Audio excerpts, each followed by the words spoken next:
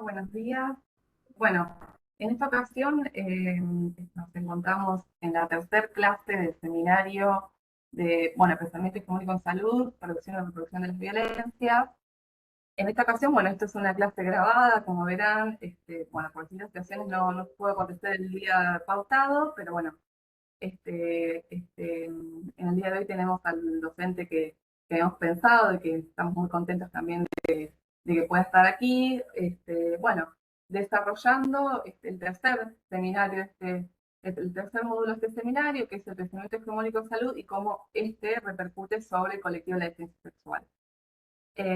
Así, le vamos a dar la palabra a Anne. Anne es trabajador social, es trabajador también de trabajador de la salud mental y, trabaja en hospitales de la Ciudad Autónoma de Buenos Aires. Ahora va a contar un poquito también respecto de eso. Así que, Anne, te damos la bienvenida, gracias por estar y, ahí, cuando quieras, iniciamos el encuentro. Bueno, buenísimo.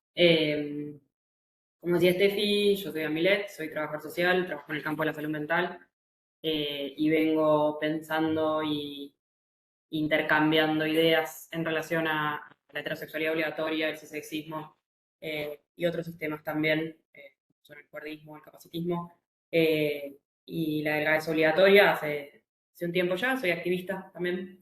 Eh, y bueno, me invitaron a dar esta clase que se llama Pensamiento Hegemónico en Salud y las violencias contra el colectivo LGBTIQNB+. Eh, Lamentablemente no me pude sumar al día y el horario que tienen pautado para la clase, así que bueno, encontramos esta variante de clase grabada. eh, y yo le voy a dejar a Steffi mi mail porque, bueno, me pierdo la parte más interesante de todas las clases, que es el intercambio, las preguntas, los comentarios, las discrepancias, que para mí es lo más divertido. Así que nada, queda ahí mi mail por si alguno de los estudiantes tiene ganas de compartir algo en particular o de traer algo de lo que pasó en esa clase. Yo hice el trabajito de andar chusmeando ahí y analizar un poco el programa de este seminario, que entiendo que es un seminario enmarcado en una diplomatura más amplia, digamos. Eh, y anduve viendo ahí un poco cómo venían trabajando la idea del pensamiento hegemónico en salud. Bueno, caí en la tentación de traer a Menéndez. Me imagino que ya han trabajado un poco sobre el modelo médico hegemónico y Eduardo Menéndez, pero bueno, me daban ganas de traer un pequeño fragmento de esa exposición paradigmática que trae Menéndez en el 88 en México, eh, como para arrancar la clase, porque para mí es una herramienta que nos ha ayudado mucho a pensar y a construir esta idea del pensamiento hegemónico en salud, ¿no? Me parece que el pensamiento hegemónico en salud es de alguna forma una elaboración y una evolución de este pensamiento que nos propone Menéndez en el 88.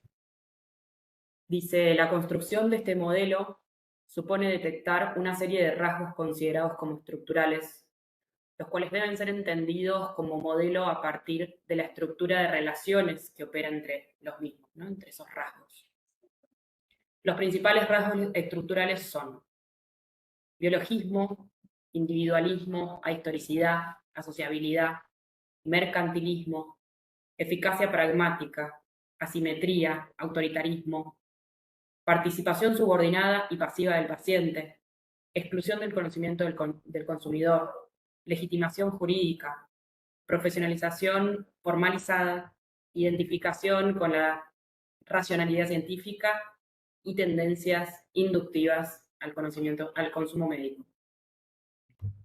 Eh, Después Menéndez dice, bueno, que va a elegir algunas de esas características para profundizar y para, de alguna forma, caracterizar este modelo médico hegemónico. Y con el diario del lunes, ¿no? Con el paso de los años, nos damos cuenta de que si bien es súper interesante la caracterización que hace el autor de esta idea, a la vez hoy en día nos faltarían un montón de otros rasgos, ¿no? Que podemos identificar en el pensamiento hegemónico en salud o en el modelo médico hegemónico. Y ahí yo pensaba, bueno, no, nos falta identificar que tiene un rasgo patriarcal, cisexista, heterosexista, cuerdista, pesocéntrico o gordodiante, capacitista, punitivista, racista. Bueno, podemos pensar varios rasgos más que son fundamentales, ¿no? de la forma de construir poder en el campo de la salud.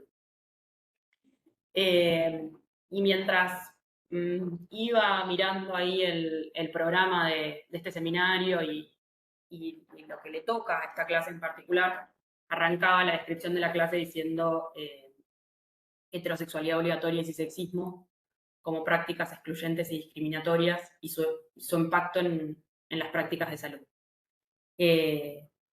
Me parece una invitación súper interesante a pensar cómo la heterosexualidad obligatoria y el cisexismo hacen a las prácticas en salud.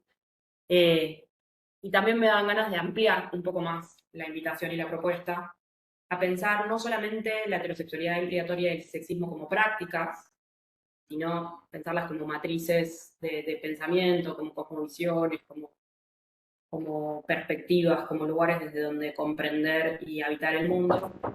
Y también... Hola, ¿cómo andas? Mira, te llama Adriana. ¿Qué piensas? Okay. Perdón, no sé qué pasa. Algo pasa, evidentemente. Ah, ¿te pasó? Ah, vos estás con la... Sí, estoy en una clase. Se me interrumpe.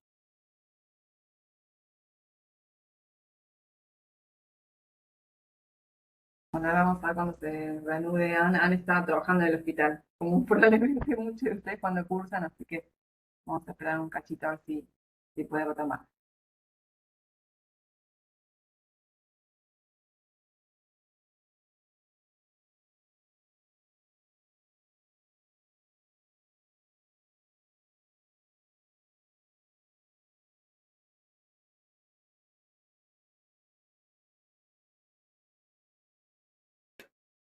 Perdón, la vida en el hospital. No te preocupes, ya había insultarte en el hospital. Vuelvo. Pensaba, ¿no? No solamente identificar la heterosexualidad obligatoria y el cisexismo como prácticas, sino también como cosmovisiones.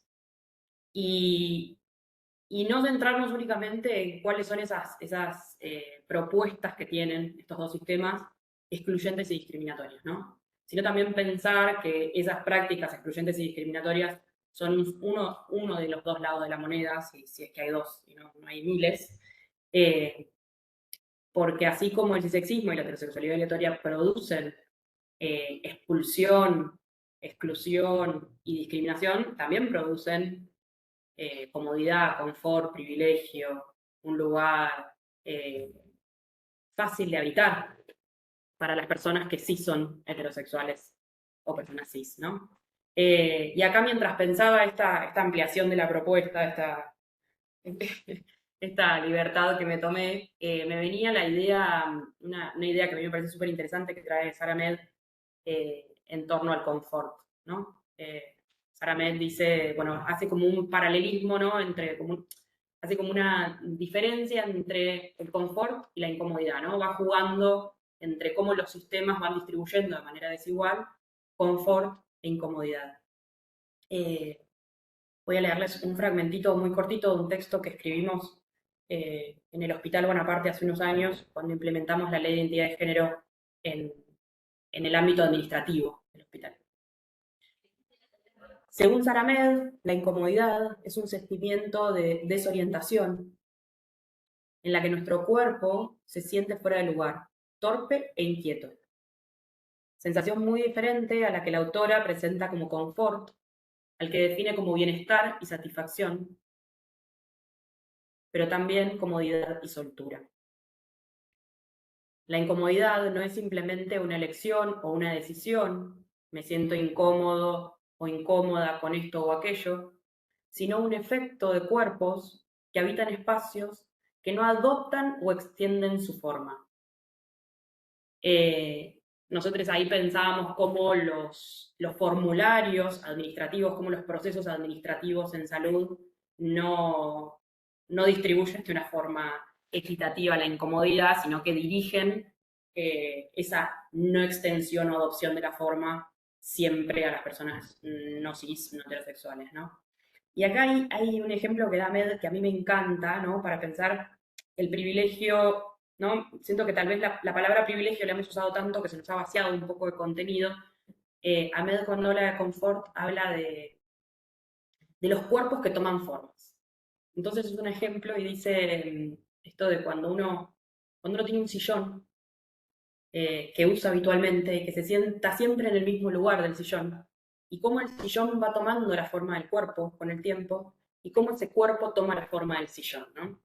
Yo vivo con un perro maravilloso, mi gran amigo, que se llama Chino, y el Chino es un experto en confort, es un experto en habitar los espacios de su vida cotidiana, haciendo que esos sillones, que esa cucha, que ese lugarcito, que esa cama, sea siempre un lugar que termina tomando la forma de su cuerpo y él toma la forma de ese sillón, esa cucha, esa cama.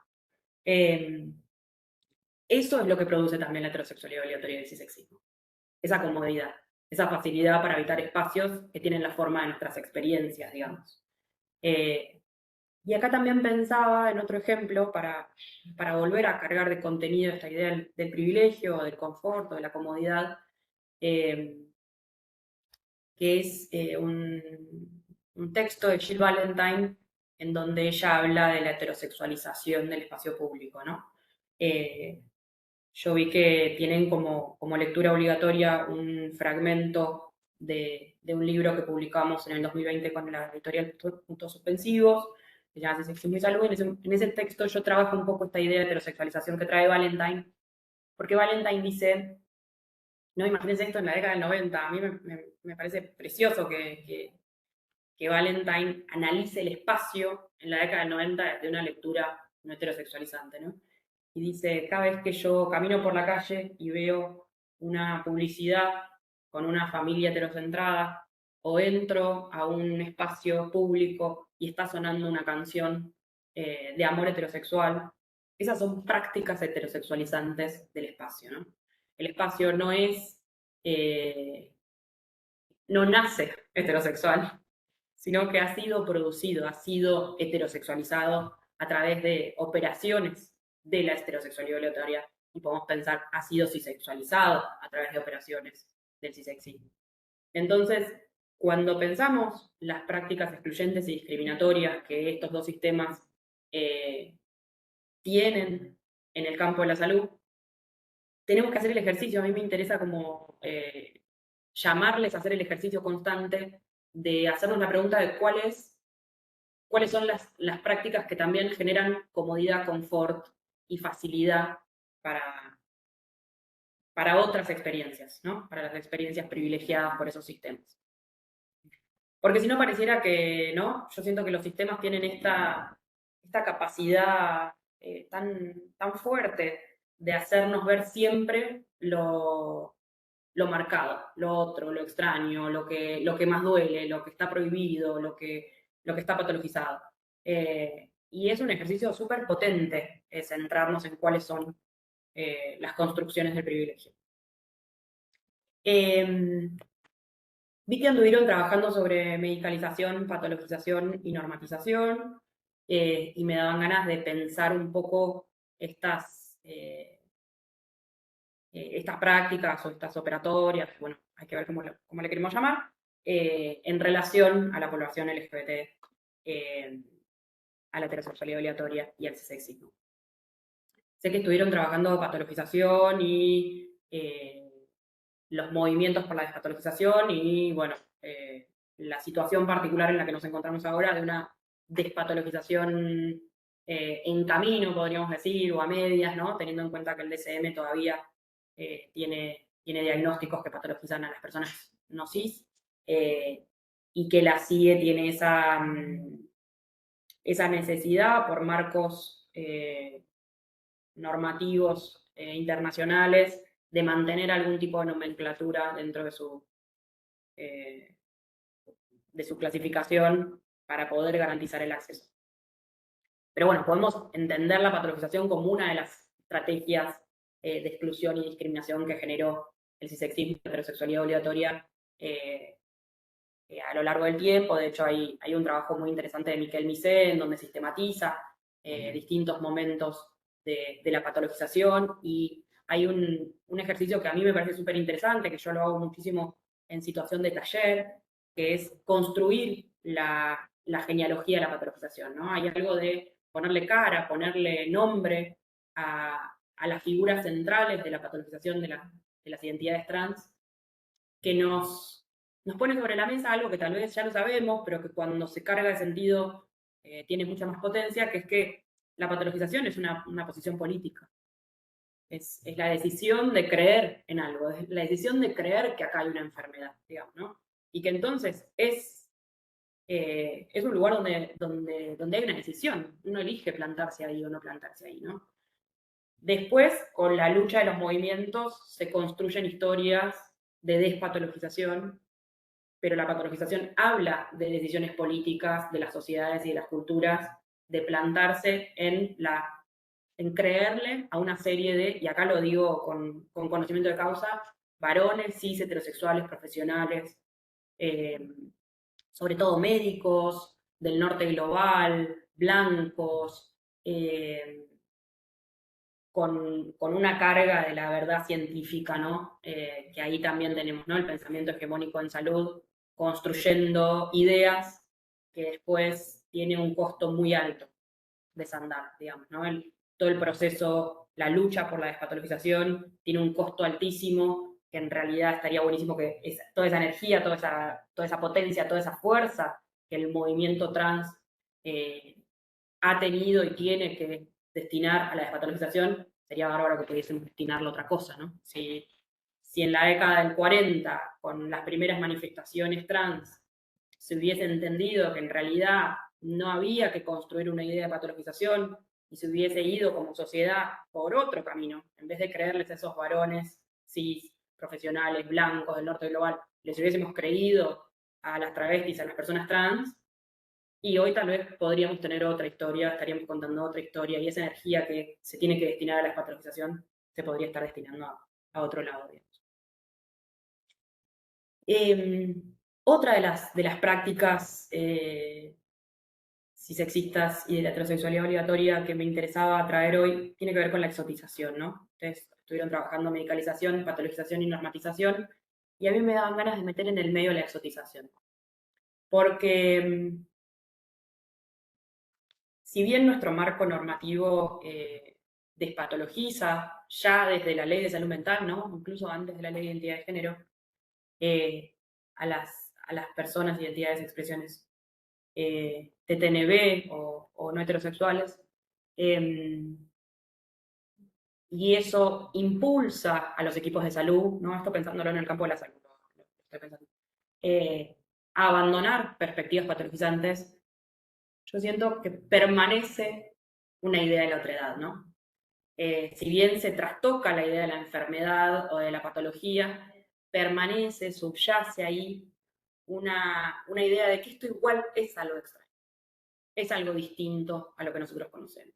Es algo que tenemos que particularizar, tenemos que cartografiar, tenemos que aprender cómo atender a una persona trans, ¿no?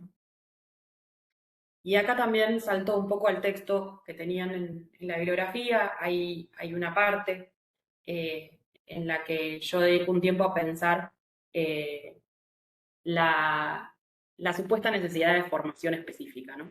Hay una idea en el campo de la salud de que las personas no heterosexuales, yo siento que esa ya va desapareciendo lentamente, vamos a ver qué pasa con esta vuelta de la derecha, pero sí hay una idea de que las personas trans son particulares, son distintas a las personas que solemos atender, y hay esas particularidades las tenemos que aprender para poder atender a estas personas, ¿no? Y que entonces tenemos que asistir a congresos de salud trans, tenemos que incorporar materias sobre lo trans en las carreras de grado, tenemos que incluso, todavía no descarto la posibilidad de que alguien invente un posgrado sobre lo trans.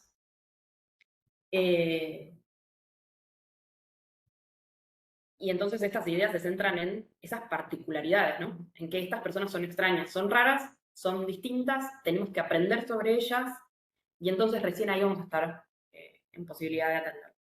Mi propuesta ante eso sería no pensar tanto en que hay particularidades, sino pensar en cuál es el sistema que ha construido la idea de esas particularidades, ¿no? No centrarnos tanto en la necesidad de una formación específica, sino hacer el esfuerzo de revisar nuestra formación desde inicial, desde que nacemos, desde el jardín de la primera infancia, y reconocer cómo hemos aprendido cisexismo, ¿no? Para mí no es una falta de formación específica, sino un exceso de cisexismo en las trayectorias educativas. Esta idea de que las personas no cis y no heterosexuales somos personas extrañas, somos raras, con particularidades,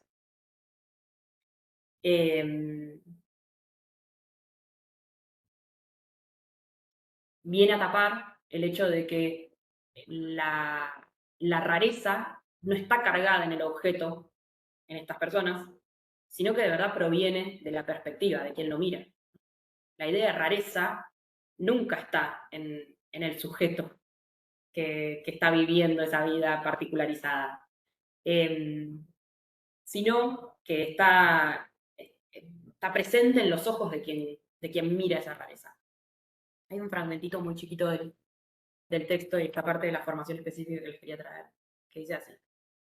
La perspectiva común de los eventos, estos eventos de formación en salud trans, que no es formación en cisexismo, porque si hiciéramos cátedras sobre cisexismo, yo soy el primero que va a cursar, feliz de la vida.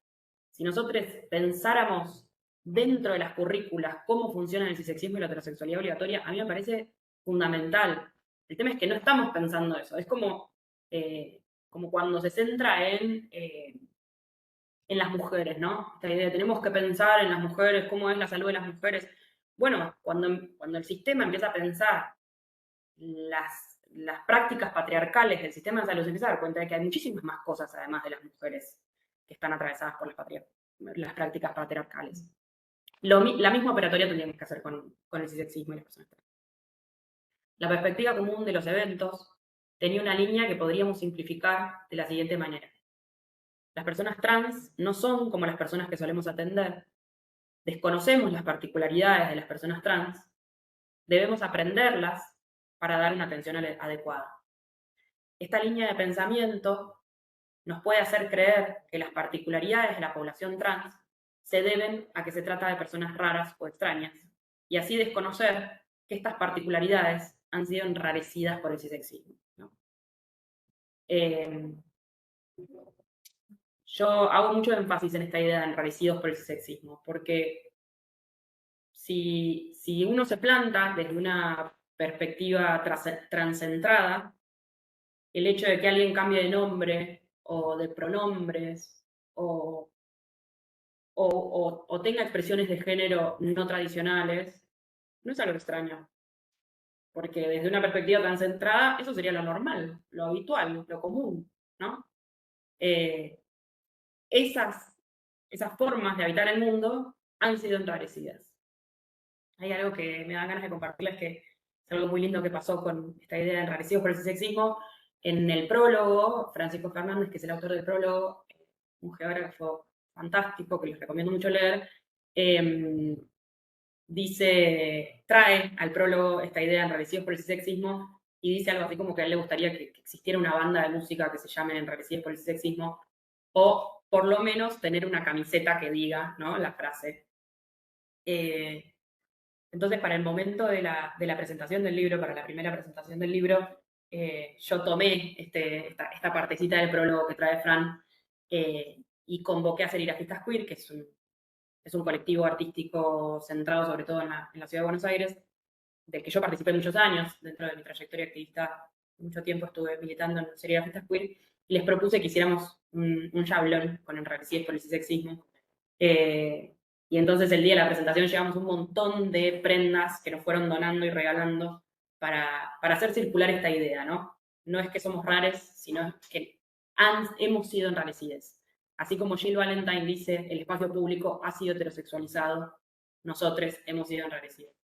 Después, en 2022, con Renata Gelosi y Ninja Papel, que es una propuesta de impresión en una imprenta manual en la ciudad de Barcelona. También hicimos otra versión de Enrarecidas por el sexismo que anda ahí girando por el planeta, en unos prints muy preciosos y unos stickers que están pegados por distintas partes. Otra forma que toma la exotización tiene que ver con la expansión del interrogatorio, ¿no? La idea de que al ser una persona extraña la que yo tengo dentro del consultorio, además de estar cautiva dentro de ese consultorio, yo puedo aprovechar y expandir mi interrogatorio y preguntar por cuestiones que no tienen que ver con el problema de salud o la cuestión de salud que trae esa persona al consultorio, sino con eso que yo entiendo como extraño. Considero que la expansión del interrogatorio tiene por detrás necesariamente una exotización. Porque si yo no considerara que eso es algo extraño a lo que yo le tengo que dedicar atención cuando nada tiene que ver con el problema de salud que esa persona trae, entonces ni siquiera preguntaría a las personas, y acá vuelvo a pensar el otro lado, ¿no? A las personas cis y a las personas heterosexuales, nadie les expande el interrogatorio, porque no hay exotización detrás de eso. Porque creemos que eso es lo normal, lo natural. No le pregunto si se va a casar, si se va a operar los genitales, si quiere tener hijos, o si ha sufrido un abuso sexual. Y digo estas preguntas porque son reales y habitan los consultorios de todos lados. Iba a decir de nuestro país, pero la verdad es que lo podemos ampliar casi a cualquier parte del mundo. Esta idea de la expansión del interrogatorio también la podemos asociar a un concepto que es el síndrome del brazo roto trans. Yo hace años que vengo diciendo que necesitamos cambiar el nombre, pero todavía no lo hemos hecho. Que es esta idea de que una persona trans llega con un brazo roto al sistema de salud y se asocian todos sus problemas al hecho de que es trans, ¿no? Todas las respuestas que se le da es andar al consultorio de diversidad, o bueno, esto es por el uso de hormonas, o esto tiene que ver con el hecho de que seas trans, no con el hecho de que te caíste de un árbol o que te golpeaste, o lo que sea, digamos. Y el último ejemplo que me daban ganas de traer en relación a la exotización es en realidad un ejemplo que me ha sucedido, ¿no? En trabajo interdisciplinario, con profesionales de otras disciplinas, recibir a una persona, acompañarla en una primera escucha, y que cuando esa persona se vaya, el comentario sea, es rari. ¿No? Es una persona rari.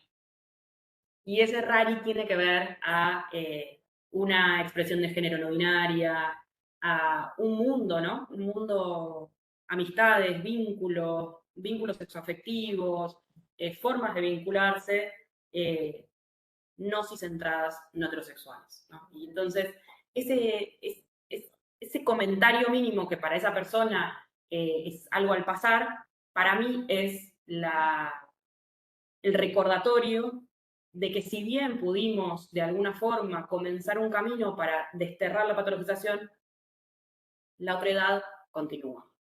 La exotización subyace, sigue ahí.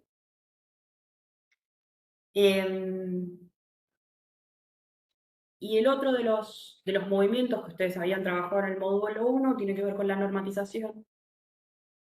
Me daba ganas de traer como algunas ideas en relación a la normatización, sobre todo de la población TTNB, pensando distintas exigencias del sistema de salud en términos de gatekeeping. No sé si han trabajado el concepto de gatekeeping, pero es la idea de que el sistema de salud decide a quienes les permite acceder a determinadas prácticas, ¿no? Y para mí hay,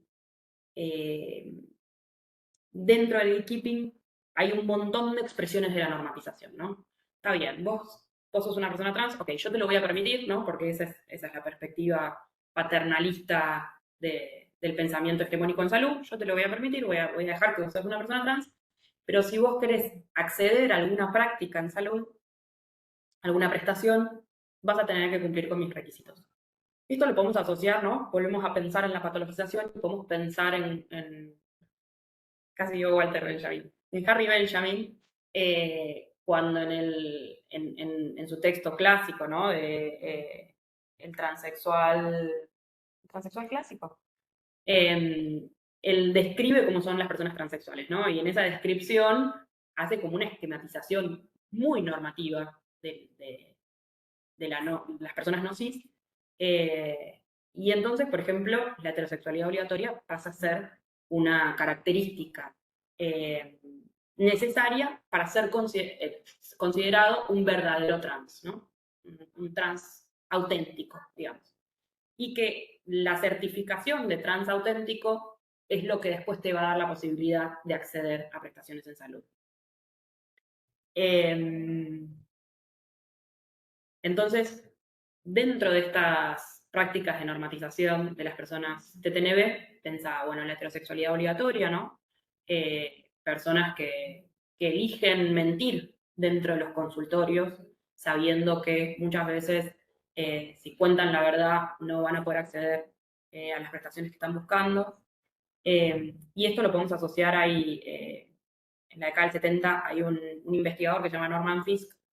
Esto Sandy Stone lo tienen en El Imperio Contraataca, en Manifiesto Post-Transexual, que es un texto fantástico. Si tienen ganas de profundizar, la verdad es glorioso, es de 1982, o sea, muchas genealogías de los estudios trans consideran este texto como el texto fundante de los estudios trans.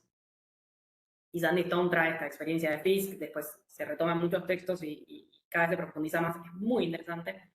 Fisk en la década del 70 empieza a entrevistar a un montón de personas para que empiecen a acceder a tratamientos de hormonización. Le empieza a llamar mucho la atención el hecho de que todos los relatos que le traen son iguales.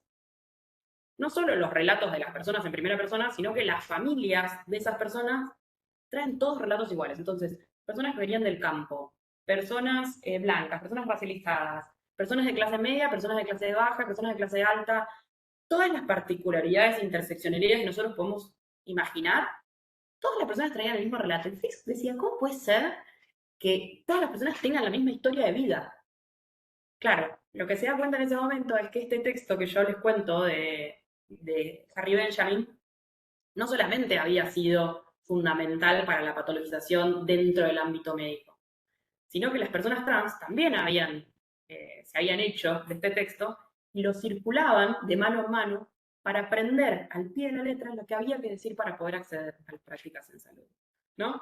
A mí me parece precioso esto, porque me parece que es la normatización intentando su forma paternalista de decidir quién puede acceder y quién no, y a cambio de qué, y la comunidad trans, del otro lado, con su viveza de darle la vuelta a la cosa y determinar, vos pensás que me estás evaluando a mí y en realidad yo te estoy engañando a vos, te estoy hechizando, te estoy diciendo lo que vos necesitas escuchar para poder acceder a una prestación que yo entiendo que me corresponde, ¿no?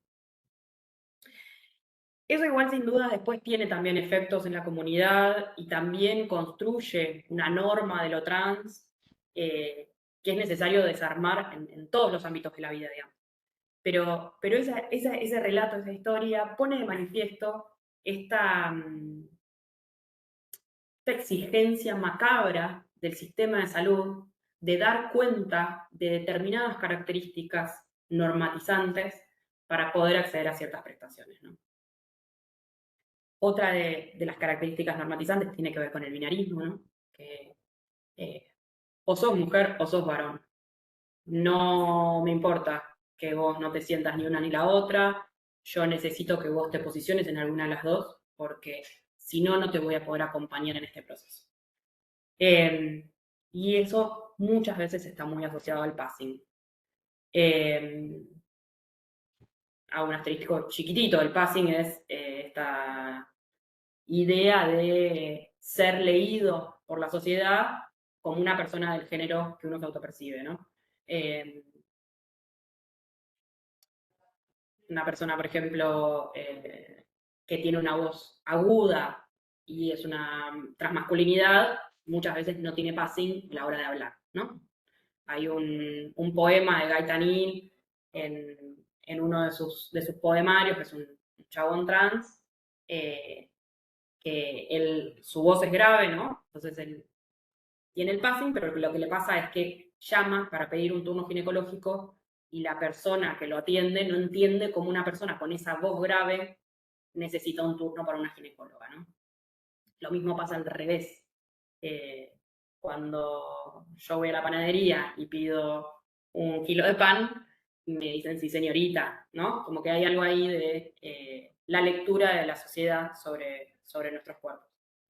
El passing está muy asociado al feminarismo exigido por los sistemas de salud para acceder a prestaciones. Si vos querés, por ejemplo, usar hormonas, entonces tenés que usar hormonas de una forma en la que se note que vos sos lo que decís que sos. Si vos vas a ser un varón, entonces tenés que tener barba, tenés que tener la voz grave, tenés que ser heterosexual. No vayas a hacer mariconerías y ponerte aritos y pintarte las uñas, esas cosas que hacen los tragos, un delirio total, ¿no? Muchas personas no cis, no heterosexuales, se disfrazan de alguna forma para ir a las consultas médicas. Porque esa práctica que identifica Fisk en la década del 70 persiste. Entonces, si sabemos que la única forma de acceder a las prestaciones es dándole al sistema de salud lo que este sistema exige, entonces vamos a hacer ese hechizo para que crean que realmente estamos en la espiral que nos exigen, digamos. Y otra de las exigencias normatizantes del sistema de salud tiene que ver con la delgadez obligatoria. Muchas veces personas que quieren usar hormonas se acercan a consultorios que hacen acompañamientos de hormonización en el marco de la ley de identidad de género, y son personas gordas a las que se les exige bajar de peso para poder acceder a esas prestaciones. Hay un fanzine fantástico que se llama Grasa Trans, que está en internet, yo te los recomiendo muchísimo, y que trabaja en algunos de sus textos o sea, trabaja en todo el fanzine esta interseccionalidad entre el cisexismo y la delgadez obligatoria y las exigencias hacia las personas trans que además son gordas, digamos.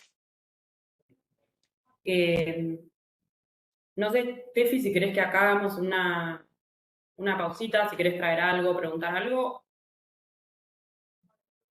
No, mientras ibas mencionando, está buenísimo porque hiciste como un repaso de todo el seminario en sí, desde el primer encuentro, que el primer encuentro fue más de tratamiento hegemónico de salud, que obviamente trajimos a Menéndez y a otros más, porque como bien decís, o sea, ese fue el texto fundante para todos, pero bueno, también de algún modo, un poco lo hemos ido construyendo en esta diplomatura, digamos, esto de por qué pensamos que es pensamiento y no modelo, digo, hegemónico en salud, no médico, porque no, como creo que además como todo lo que fuiste referenciando, obviamente no es, o sea, estas prácticas exotizadas, que eso ahora te dice como me pareció increíble ese modo en el que vos lo estás nombrando.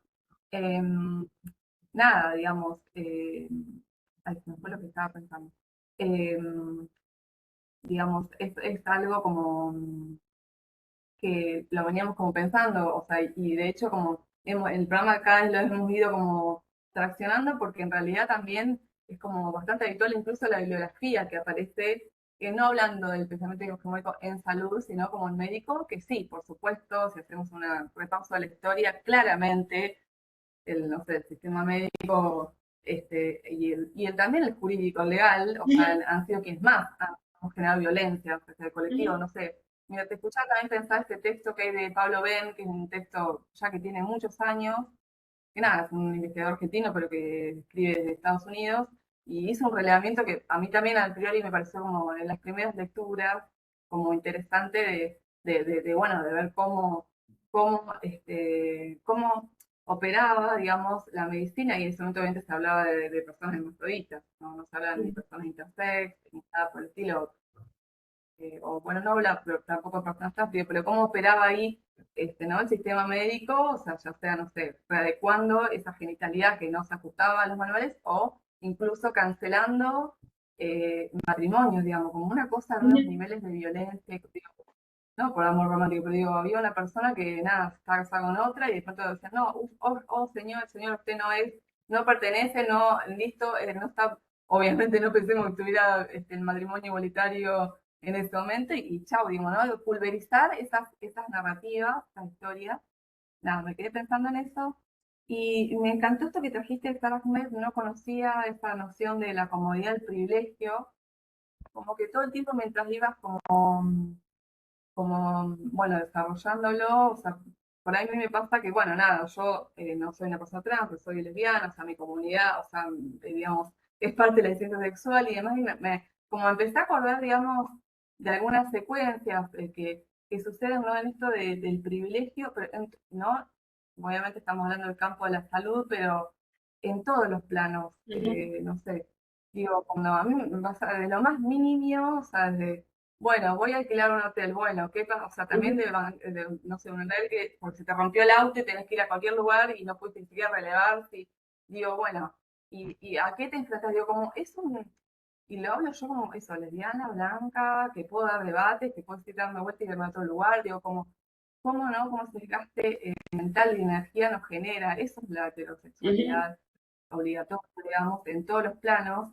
Y respecto también al sexismo en el campo de la salud, también, o sea, como acompañé a un amigo, que es una persona trans, a la guardia por una situación y tras que ya era todo un garrón, porque ir a la guardia, una va a la guardia cuando uno y cuando nada, o sea, no la está pasando bien, bueno, es atajar, bueno, a ver si yo voy a atajar a quien, la persona que lo iba a atender para poder decir, che, o sea, nada, es como, son ejemplos re pavos, pero ese ejercicio, esa operación es constante, ¿no?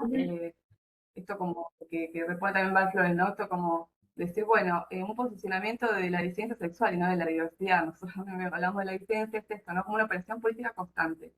Es todo el tiempo estar como, nada, como reposicionándose, reponiendo y también en cierto punto no puedes un poco de algún modo vivir bajando la guardia, ¿no? Porque si no aparecer igual, ¿no?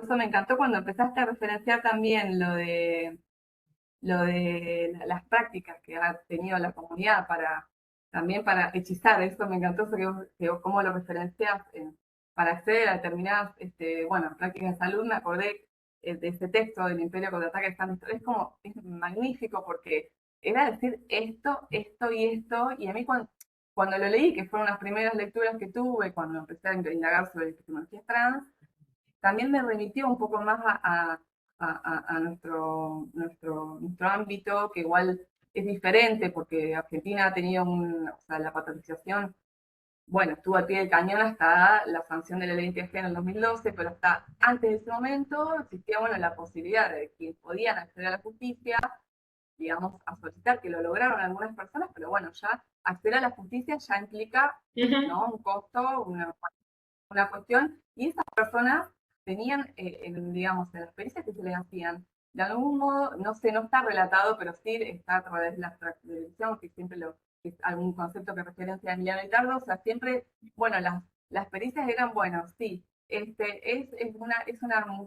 se mueve como una mujer sumamente femenina, usa pañuelo, digo, como, es como, nada, no sé si habría este manual, pero creo que esas personas muy probablemente, que muchas son personas nada conocidas, que no tiene sentido nombrarlas, digo, no sé, yo cuando leí este texto de Sandy dije, acá seguramente algo de eso permeó, llegó, bueno, esos son principios del 2000, estas cuestiones que yo estoy como trayendo.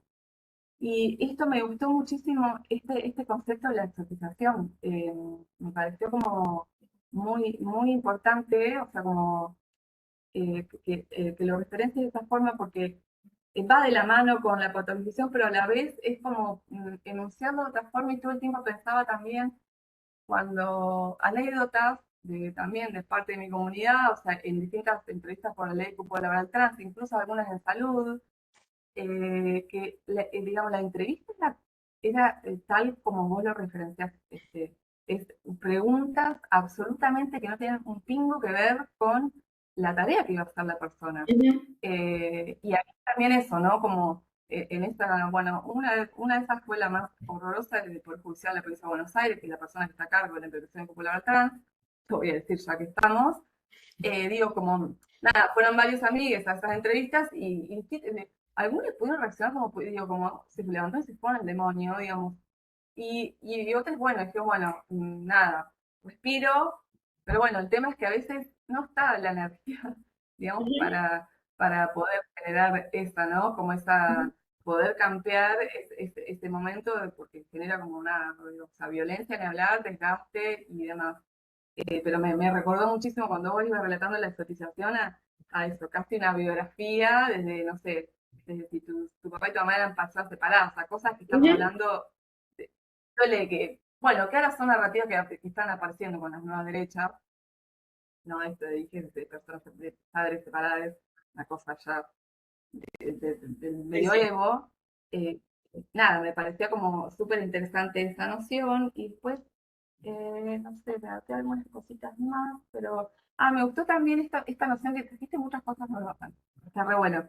Esto de passing, que bueno, no lo conocía con este nombre, pero justo me recordó, la estuvo circulando en estos días, una entrevista que le hicieron a Susie Shock, donde contaba ella una anécdota de, bueno, respecto a lo de bueno, de cómo te ven o la voz y demás. Ella decía, bueno, nada, llegué, había vuelto de Uruguay, se de unos talleres, me tomé un taxi y le dije al señor, che, bueno, llama a Liniers por autopista. Bueno, capo, le dijo el taxista, con una voz muy así como, como grave, así. Entonces, bueno, en un momento, bueno, Susi dijo, bueno, yo estoy cansada, vengo de taller, no tengo ganas de hacer pedagogía trans, esto que vos referenciás, que también a veces es agotador, o sea, estar todo el tiempo y nada, cuando tiene que el señor bajar a la autopista, ella le dice, che, nada, acá tendrías que bajar para que el señor, bueno, capo. Y entonces ahí Susi le dice, pero le dijo, ¿vos llevaste a una persona travesti?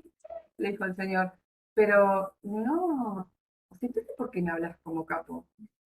Y no sé, por la voz que tenés, y entonces ella le dice la vuelta, dice, bueno, pero ¿vos me escuchaste alguna vez? Tienes razón. Bueno, como, y me quedé re pensativa con esto porque es algo como, nada, a la vez ella lo trae de una forma que, nada, que el modo de contar tal vez es como, bueno, con un tono y una narrativa que siempre es como muy amena, digamos. Eso sé yo, que en esta entrevista la verdad que está muy bien, de las cuestiones que trae a la coyuntura actual. Nada, me pareció como, me hizo recordar, dice el enlace enseguida con eso.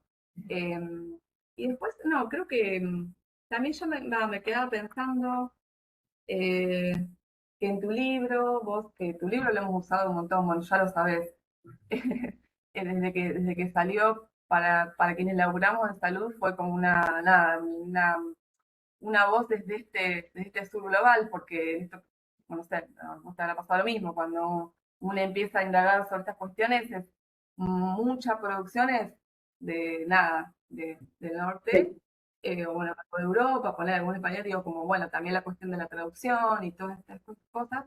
Y nada, fue como un texto que para quienes laburamos de salud fue como una bisagra y vos entre las cosas que propones, no sé, al final del libro hablas de esto de, bueno, de correr la mirada, ¿no? Como de dar vuelta la mirada. Entonces, no sé, te quería preguntar cómo crees que sería, digamos, dar vuelta la mirada, o sea, tanto para quien está, porque vos en este caso tenés esta doble cosa, ¿no? Sos trabajador de la Ujú. salud eh, y sos una persona trans, digamos. Entonces, ¿cómo crees que dar vuelta esta mirada es para las personas que son trabajadoras de la salud y para los usuarios del sistema de Ujú. campo de la salud?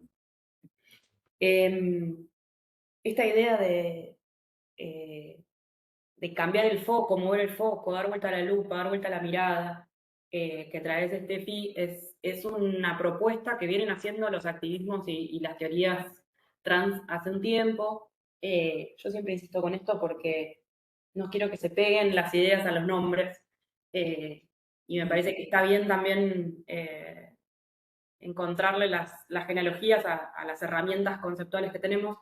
eh, y en donde se propone esta idea que yo vengo como, tal vez como dando pistas a lo largo de la presentación de hoy, eh, dejar de dedicar tanto esfuerzo y energía en entender a las personas trans, en pensar que podemos entenderlas, porque podemos armar un esquema de cómo es una persona trans, y dedicar toda esa energía, todo ese esfuerzo, ese tiempo, todo ese dinero en investigaciones a pensar en cisexismo. Abandonar la obsesión por medir, cartografiar la otredad y usar esa obsesión para entender las estructuras de poder que construyeron esa otredad. Esto que veníamos diciendo del enrarecimiento, ¿no? Dejar de mirar, yo al principio cuando hablaba de dar vuelta a la lupa, usaba mucho un ejemplo que ahora dejó de funcionar porque la fuerza de las redes sociales, el TikTok y la adicción que tenemos al scrolling hizo que en los transportes públicos vos ves a todo el mundo con el celu, pero antes, cuando en el transporte público todavía levantábamos un poco más la cabeza, pasaba que entraba una persona trans sin passing, pero evidentemente trans, que podría haber sido, por ejemplo, Susi yo, digamos, o yo, digamos, y en el subte las personas empezaban a mirar a esa persona. Y hay como una práctica de los sistemas en general, pero vamos a poner el ejemplo en el sexismo, ¿no? De empezar a encontrarle a esa persona dónde se le ve que es trans, ¿no? Dónde se le ven las tetas, dónde se escapa la barba, dónde es que yo me doy cuenta que en realidad no es un chico, en realidad no es una chica, en realidad es una persona trans. Ese sería el foco que nos enseña el bisexismo, ¿no? Que esa mirada esté puesta en la otredad, en lo raro, en lo extraño. Cuando uno está en ese colectivo, en ese vagón de subte, en ese vagón de tren, y en vez de seguir ese foco aprendido, automatizado, de mirar la otredad y encontrarle lo extraño, y empieza a mirar a las demás personas en el subte, se da cuenta de que está todo el mundo mirándola a la traba, ¿no?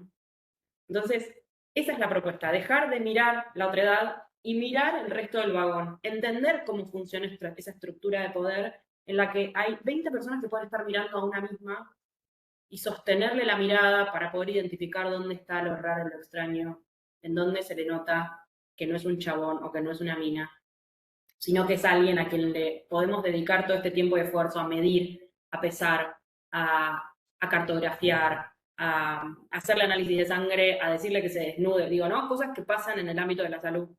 Un poco es esta la propuesta.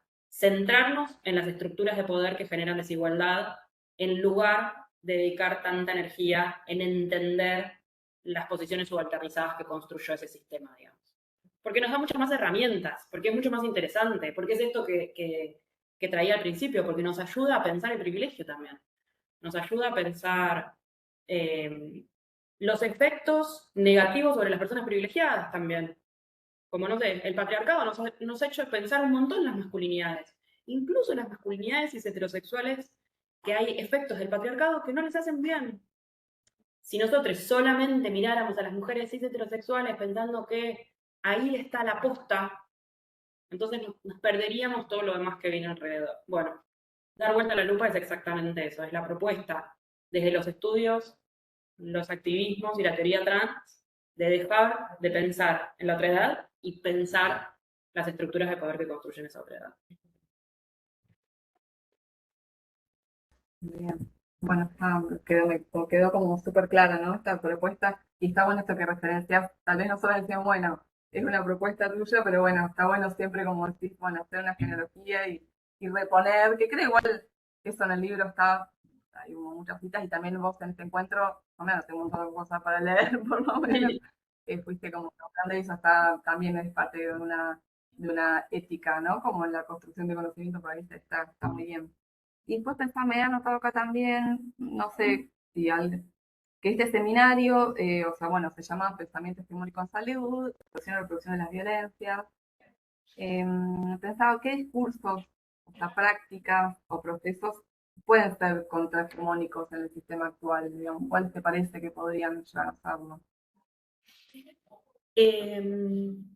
A ver, me parece que cosas muy concretas como por ejemplo la implementación del cupo TTNB en dispositivos de salud me parecen claves. Digo, acá volvemos una y otra vez y volveremos una y otra vez a Loana, ¿no? Cuando decía esto de una traba entra a la universidad y le cambia la historia a esa traba, pero entra en un montón y le cambia la historia en la universidad. Hay algo de la irrupción de las personas TTNB en los dispositivos de salud que son mega ultra cisexistas y heterocentrados, por más piolas que sean esos dispositivos, yo muchas veces hablo de arquitectura cisexista y no hablo solamente de cómo se construyeron los edificios, sino de cómo se construyeron los dispositivos, cuáles son las formas de los dispositivos, son intrínsecamente cisexistas, lamentablemente, porque no hemos tenido la posibilidad de construir otros tipos de dispositivos no ciscentrados, no heterocentrados, digamos, ¿no? Me parece que ahí está como el gran desafío, como pensar procesos de salud, enfermedad, atención, cuidados, desde otras formas de entender el mundo y las experiencias de las personas. Y en ese sentido me parece que una propuesta tan concreta como la implementación del cupo tiene mucho potencial. Y ahí también a mí siempre me parece interesante hacer como un asterisco en esa implementación del cupo, porque me parece que si bien hay de todo dentro de esa implementación, hay momentos, hay experiencias, hay situaciones en las que no se piensa la implementación del cupo en términos interseccionales. Y esto a mí no me parece que es un error de la ley, ¿eh? Porque después todo el mundo dice, ah, bueno, pero la ley es incompleta. No, no, esto no es un error de la ley.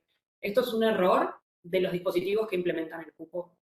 Porque después lo que termina sucediendo es que esta es una ley producida para generar algún tipo de reparación o de equidad, un mínimo avance en ese sentido, en términos del acceso al trabajo como un derecho.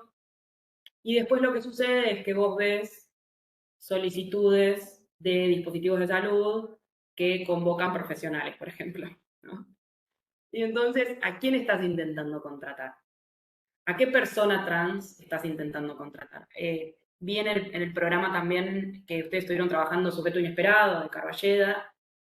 Yo en Cisexismo y Salud le robo un poco ese concepto a Carballeda y construyo la idea de trabajadores inesperados. Y pienso que los trabajadores trans de la salud somos trabajadores inesperados. Que nadie se imagina que una persona en el mostrador que tengo acá enfrente saliendo de este consultorio, va a haber una persona trans recibiéndole para que se anuncie porque tiene un turno con X especialidad, digamos, ¿no? Nadie se imagina que su compañero de residencia va a ser un tipo trans. Nadie se imagina que la cardióloga puede ser una travesti o una persona no binaria, digamos. Seguimos siendo trabajadores inesperados. Si tenemos una implementación del cupo lo suficientemente diversa y lo suficientemente, quiero decir la palabra justa, pero bueno, después de mucho tiempo de trabajar con perspectivas antipunitistas, le dudo a la justicia, pero bueno, si lo hacemos de una manera lo más justa posible, la imaginabilidad de los sujetos que circulan por los dispositivos de salud se va a ampliar. Si nosotros pensamos interseccionalmente esa implementación del cupo y tenemos en cuenta la racialización de las personas, la clase, la proveniencia geográfica, las formas, los tamaños, los colores de los cuerpos, entonces realmente podemos hacer esto que decía Loana de transformar al dispositivo. Y transformar al dispositivo no es solamente que aparezcan distintos colores, distintos cuerpos y distintas monstruosidades. Eso necesariamente interpela esa arquitectura cisexista. Entonces ahí, de golpe, tenés que hacer un recibo de sueldo con un nombre que no coincide con el DNI. Y ahí ese sistema que estuvo estandarizado durante 100 años y nunca nadie lo tuvo que tocar, se tiene que mover. Y ahí tendremos que pelear y lloraremos las personas trans porque somos quienes vamos a pagar ese costo, pero va a trastocar ese formulario. Y eso entonces después también tensa de un hilo que, como todo en el mundo, tira al otro lado y entonces los hilos que han sido naturalizados dentro de los dispositivos de salud que habitamos se tensan y ya no pueden seguir sosteniéndose como lo que eran hasta ese momento, digamos. En ese sentido, la implementación del cupo me parece indispensable, necesaria en términos de comunidad, ¿no? Me parece que como sociedad nos debemos darle trabajo a las personas que hemos mantenido al margen. y también me parece una potencia zarpada para los dispositivos que se animen a hacerlo, digamos, como que realmente puede trastocar estructuras que nunca se imaginaron ni siquiera que estaban ahí, digamos. Y después, me parece que en términos de prácticas en salud, eh, me pasa que no lo puedo despegar de cualquier otra experiencia que se acerque a un consultorio. Como que para mí hay algo ahí de pensar los procesos de salud, enfermedad, atención y cuidados desde una perspectiva de atención primaria de la salud, de pensar el pensamiento hegemónico en salud desde una manera crítica, de pensar en las prácticas paternalistas que se suelen dar dentro de nuestros consultorios, de pensar la interdisciplina como algo fundamental. Yo soy hijo de la interdisciplina, me formé en una residencia interdisciplinaria y siempre trabajé en equipos interdisciplinarios, no sabría hacerlo de otra forma y políticamente no me interesa hacerlo de otra forma, digamos. Pensar la aplicación de la ley de salud mental, la desmonovalización de los monovalentes que se vuelven hospitales generales, digo, como, y que ahí tal vez no, parece que no tiene tanto que ver con la población LGBTIQNB+. Pero tiene todo que ver, o sea, porque tiene que ver con la sociedad y con la forma en la que estructuramos nuestra forma de convivir, digamos. Eh, Pienso en esas estrategias, sobre todo. Sí, está buenísimo. Mientras te escuchaba, va, no sé, a mí me pasa que, o sea, en esto, ¿no? De cómo, digamos, para aferrarnos a que esto, ¿no? Si la ley de cupo laboral trans, bueno, trans, no binaria, digamos, travesti, que en realidad en Provincia de Buenos Aires existe desde el 2015, o sea, digo, ¿no? Porque siempre se habla como la de Nacional, que creo que es del 2021, pero nosotros ya tenemos casi 10 años de historia, que obviamente fue una ley que batalló bien hasta acá. No sé, yo pensaba en esto que vos referencias, bueno, necesitamos que, no, que estas personas puedan habitar esos espacios con una mirada interseccional, por supuesto, porque lo que, bueno, luego aconteció, digamos, al querer implementar esta ley, bueno, los obstáculos que existen, las cuestiones administrativas, ¿no? Tener secundario completo, digo, como todas estas cosas que para el resto de las personas pareciera ser algo que se cae del suyo, bueno, pues no, o sea, no tener antecedentes penales y no, o sea, como, digo, todo lo que se tuvo que hacer para ir como traccionando todos esos requisitos enquistados, que también son requisitos de leyes que vienen desde la dictadura. Digo, no sé, a mí me pasa que, digo, para cerrarnos a cosas piolas y pensar que, bueno, que este cambio lo vamos a empezar a ver tal vez cuando ya, bueno, ya canas tengo un montón, cuando tenga el pelo totalmente blanco, capaz. Digo, no sé, con las niñeces, no sé, yo veo en las niñas que me rodean, veo cómo ha impactado la ley de educación sexual integral. La ESI, por lo menos, no en todas las niñeces que me rodean, pero en muchas sí. Y yo ahí, o sea, digo, bueno, sí, piola, o sea, porque todo esto que vos referencias, bueno, entra una persona trans o no binaria otra vez que a un lugar público y mira de cómo mis sobris, o sea, jamás conjeturaron nada, digo, y ahorita, digamos, con las personas con las que yo me vinculo, digo, nunca jamás, o sea, mi sobri más grande en un momento preguntó, che, ¿es una chica o un chico? O sea, hace mucho, él tenía 3 años, modele, pero digo, ahora ya tiene 14.